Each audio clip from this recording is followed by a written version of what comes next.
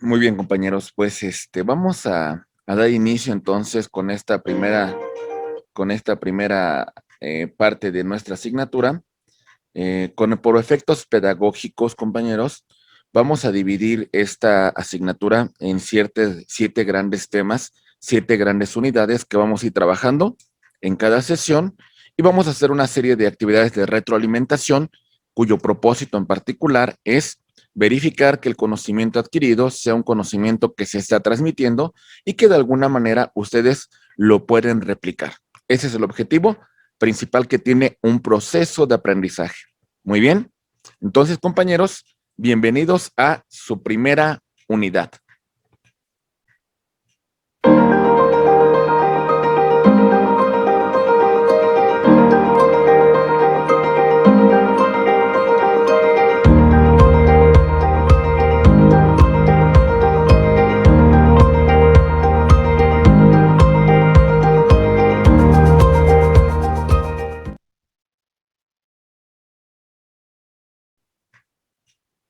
Muy bien.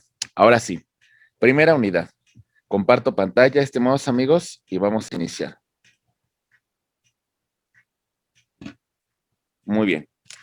Estimados amigos, lo primero que tenemos que analizar, que es un tema que ya se analizó con antelación en otra clase, pero ahora lo voy a aterrizar a delitos en particular, es el tema del delito. Cuando ustedes revisaron el delito, lo definieron como la acción típica, antijurídica, culpable y punible. Muy bien. Estos son los elementos que ustedes utilizaron para señalar qué es el delito. Reiteramos, por favor. La acción típica, antijurídica, culpable y como consecuencia punible. Son los elementos que describen al delito. Bien. ¿Y qué significa todo esto, estimados amigos? Vamos a verlo a continuación. Muy bien. Ok. Cuando nosotros hacemos referencia a la conducta, tenemos que referir que siempre va a ser un tema de un ser humano. El ser humano, con su hacer o con su no hacer, puede lesionar un bien jurídico tutelado por la norma. Bienes jurídicos trascendentes como son la vida, la integridad corporal,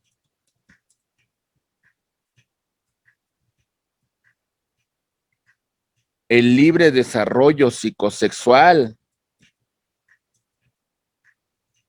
Muy bien. El tema referente con el erario público. Hay tantos bienes jurídicos tutelados que vamos a revisar el día de hoy, que es lo que se va a encargar de proteger la norma penal. Si es un bien jurídico tutelado, decimos que es un bien que se encuentra protegido por la norma. Y si se encuentra protegido, esto significa que está tipificado. La conducta está tipificada. Entonces encontramos un segundo elemento de la conducta, la tipicidad, la adecuación de la conducta a la hipótesis que establece el tipo penal. Ya vamos dos elementos. Y si la conducta es típica, entonces como consecuencia, la conducta tendrá que ser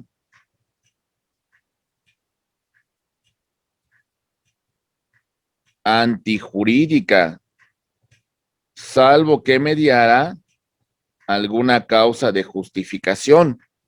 Si no media una causa de justificación, entonces mi conducta va en contra de qué? Del orden jurídico. ¿Se entiende, compañeros? Y si va en contra del orden jurídico, entonces como consecuencia, mi conducta es culpable. Aquí lo que me interesa saber es el juicio de reproche que se me va a hacer porque voy en contra de el interés general, porque voy en contra del orden social.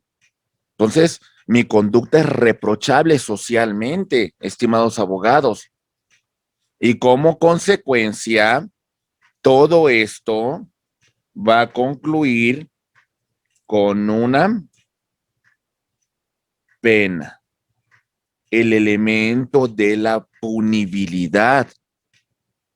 Todos estos elementos constituyen un concepto, el delito. ¿Se entiende? Muy bien.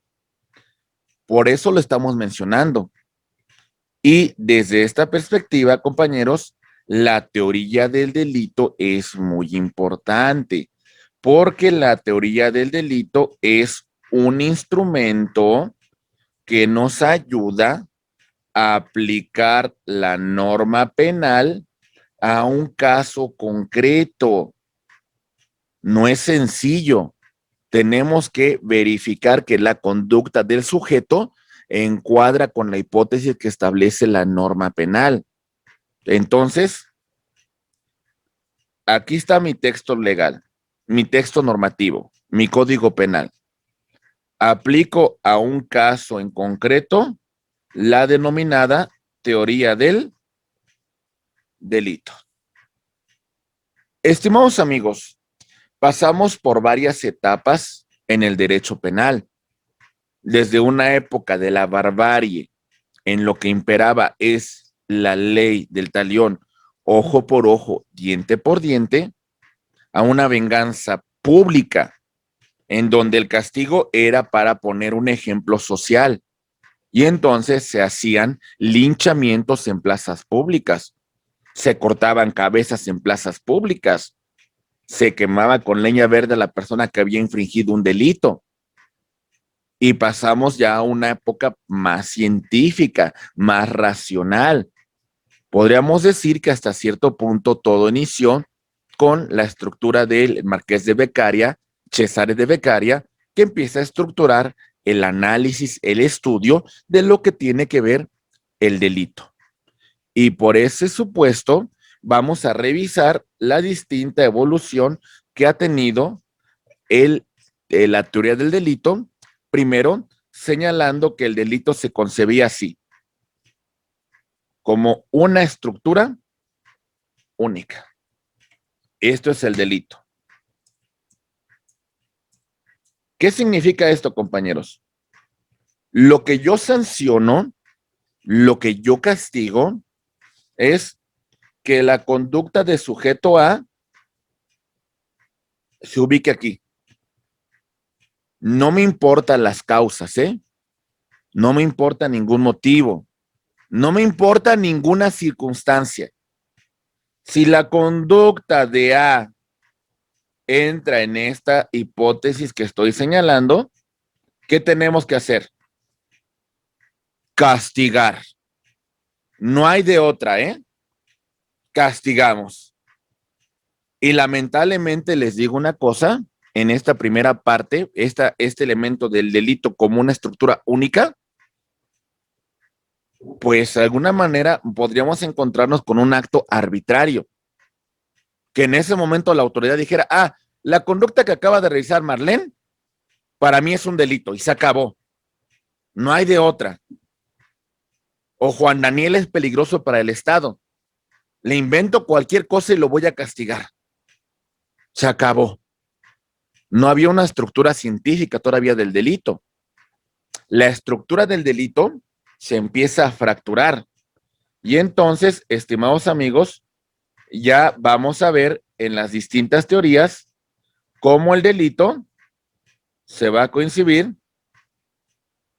desde teorías que estructuran el delito en distintos elementos.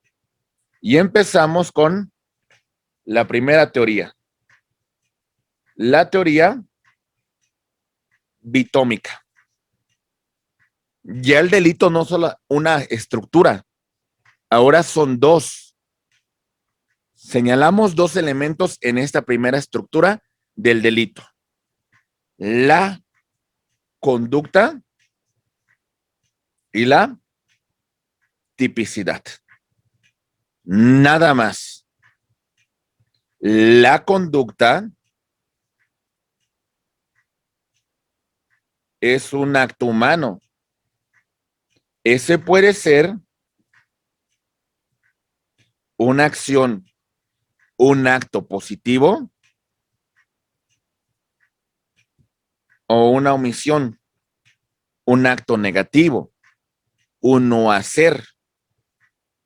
Esta acción o esta omisión encuadran dentro de la hipótesis normativa que el legislador ha establecido como tipo penal.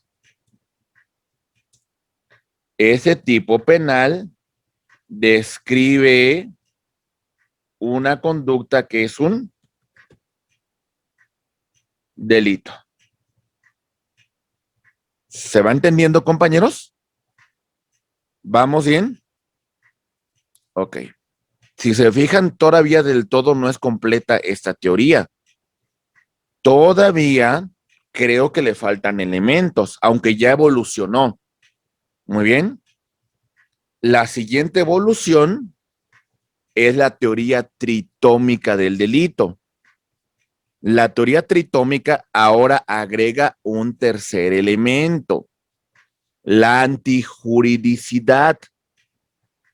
Y en ese supuesto, si mi conducta es típica, entonces como consecuencia voy en contra del orden jurídico y entonces es contraria a derecho.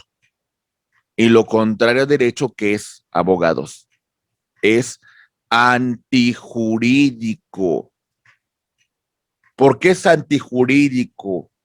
Porque no tenemos una causa de justificación. Al no tener una causa de justificación, entonces se me tiene que sancionar por mi conducta que es contraria a la norma.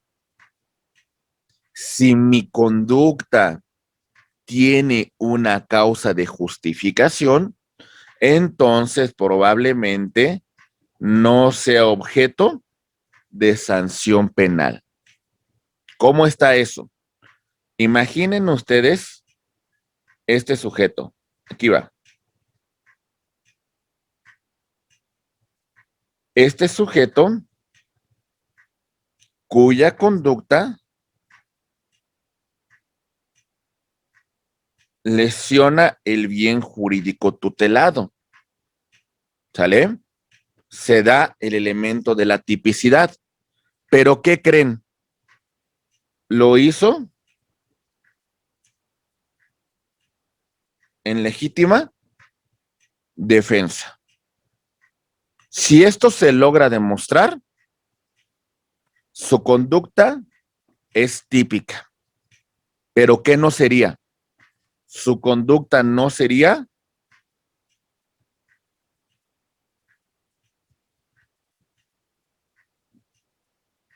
antijurídica. ¿Por qué? Porque existe una causa que lo legitima.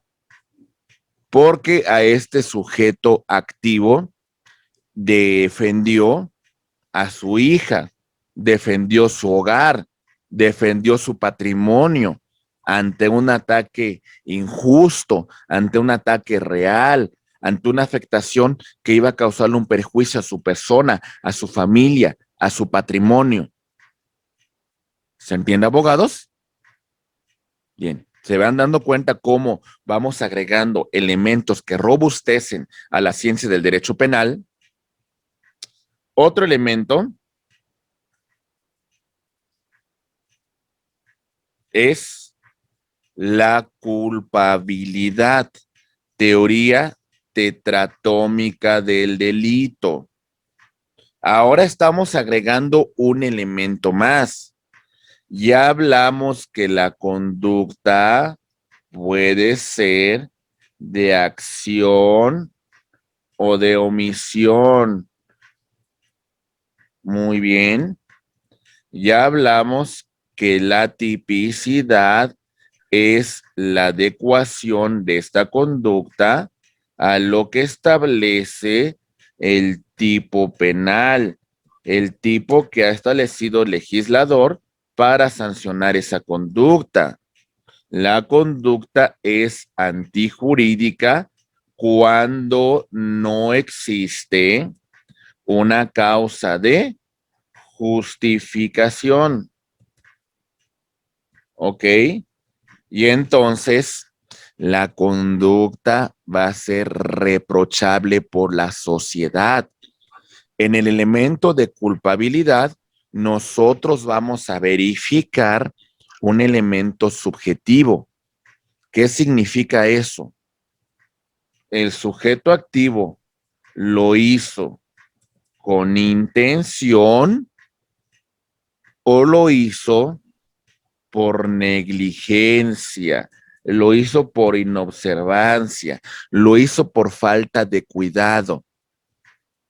Esto es tomado en consideración para verificar el grado de responsabilidad del sujeto activo en la comisión de un hecho que la ley califica como delito. ¿Se va entendiendo, compañeros? ¿Está claro el elemento de la teoría tetratómica del delito? Bien, vámonos por otro elemento, la teoría pentatómica del delito. Si van teniendo alguna duda, compañeros, con todo gusto, háganme la pregunta correspondiente para que resolvamos la cuestión. Siguiente elemento. Ya llevamos 4, ¿eh? Vamos a agregar un quinto en la teoría pentatómica del delito. Aquí está. Teoría pentatómica. Ya vimos la conducta humana que será de acción o será de omisión. Ya vimos la tipicidad, la adecuación de la conducta al tipo penal. Ya vimos la antijuridicidad, contrario al orden jurídico si no existe una causa de justificación. Ya vimos el elemento de culpabilidad, el juicio de reproche que va a verificar la intención del sujeto. ¿Tuvo la intención o no la tuvo? ¿Se entiende? Dolo y culpa. Y la imputabilidad, la idoneidad del sujeto activo para ser sujeto de la norma penal. Es idóneo porque tiene mayoría de edad. Es idóneo porque comprende la naturaleza de sus actos. ¿Sale? En ese sentido, entonces el sujeto es imputable. ¿Se entiende? Muy bien, compañeros. Agregamos otro elemento. Atención. ¿Vamos bien, compañeros? Ok. Siguiente elemento. Teoría exatómica. Ya no son 5. Ahora son 6 elementos. Reiteramos todos. La conducta humana que puede ser de un hacer o un no hacer. Tipicidad. La conducta humana que encuadra con la hipótesis normativa que ha establecido el legislador. La antijuridicidad. Al mi conducta encuadrada con el tipo penal es antijurídica, contraria a derecho, si no existe una causa de justificación. Muy bien. La culpabilidad, el juicio de reproche que verifica si el sujeto activo actuó con intención o lo hizo como el chavo, sin querer queriendo. Muy bien. La imputabilidad, la idoneidad de ser sujeto de la norma penal, por razón de nuestra mayoría de edad, por razón de comprender la naturaleza de nuestros actos. Y todo eso se va a reducir al castigo, a la pena, a la sanción que prevé la norma penal. ¿Se entiende, compañeros?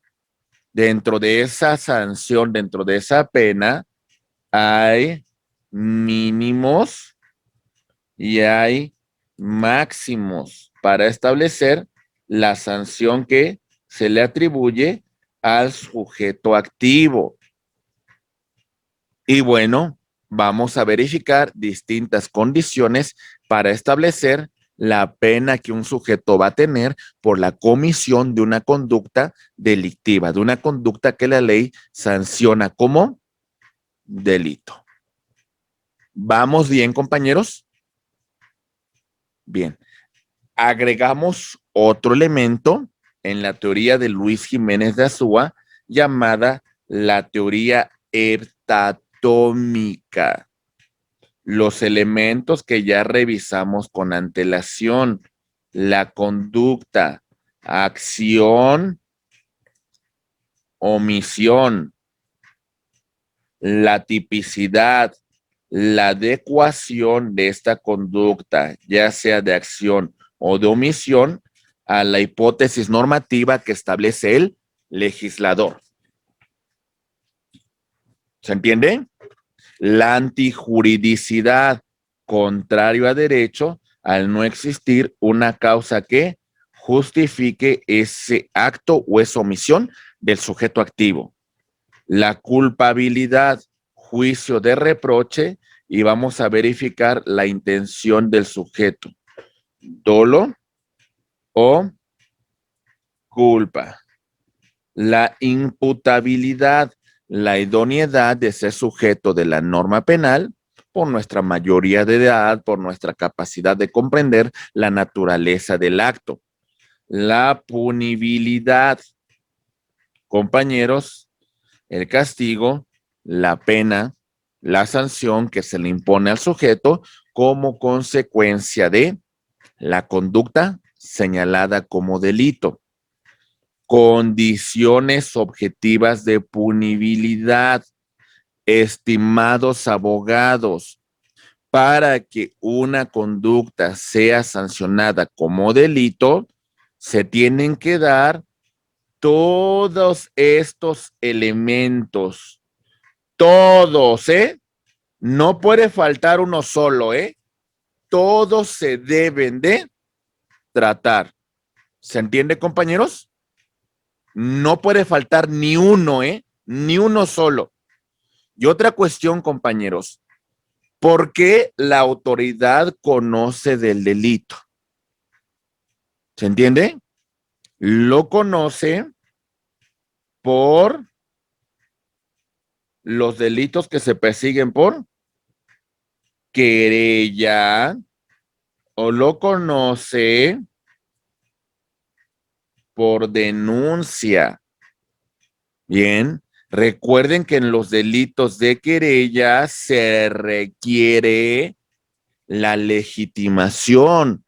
que el sujeto afectado, que el sujeto lesionado en su bien jurídico tutelado o el sujeto facultado para ello promueva esta querella ante el Ministerio Público para la integración de una carpeta de investigación. Y en la denuncia, incluso de oficio, se va a presentar la causa. Cualquier persona lo puede hacer o la propia autoridad si tiene conocimiento de una conducta delictiva y tendrá que integrar su respectiva carpeta de investigación. ¿Se entendieron estos elementos, compañeros? ¿Está clara las diversas teorías que conforman el delito? ¿Vamos bien? Hola, profesor. Marlene, muy buenos días. Sí, te escuchamos, Marlene. Que nos acaba de explicar, ¿cuál es la que se lleva a cabo? ¿Esta última actualmente? Por supuesto, sería estos elementos que usted tiene que acreditar todos estos elementos. Usted, Perfecto. si es Ministerio Público o quiere integrar la comisión de un hecho delictivo a través de lo que conoce el Código Nacional de Procedimientos Penales como la acción privada, me tendría que acreditar todos estos elementos. Si le falta alguno, mi estimada Marlene, no se constituye el delito, ¿eh? Tienen que darse todos los elementos, todos, ¿eh? Perfecto. Y basta con que la defensa destruya un solo elemento pues, para desvirtuar la causa, ¿eh? Un solo elemento es más que suficiente. Perfecto. Muy bien. Gracias. Ok, a sus órdenes. Estimados Profe, amigos, sí, lo escucho. vendrían siendo los pasos a seguir, todos esos los que nos dio. Todos serían los elementos que usted tendría que acreditar como Ministerio Público si quiere fincar una responsabilidad para un sujeto, para una persona que lesionó un bien jurídico tutelado. Usted tiene que demostrarle al juez que todos estos elementos se acreditaron, todos. Y si usted demuestra esto al órgano jurisdiccional, ¿qué tiene que hacer el juez? Establecer una pena, establecer una sanción, establecer un castigo. Si no los acredita, pues el juez tendrá que absolver. ¿Se entiende? ¿Vamos bien, compañeros? Ok, bien. Pues bien, estimados amigos, dentro de todo esto que estamos revisando, pues entonces, por eso hago esa serie de ejercicios. Vamos a hacer un primer ejercicio, compañeros. Una serie de...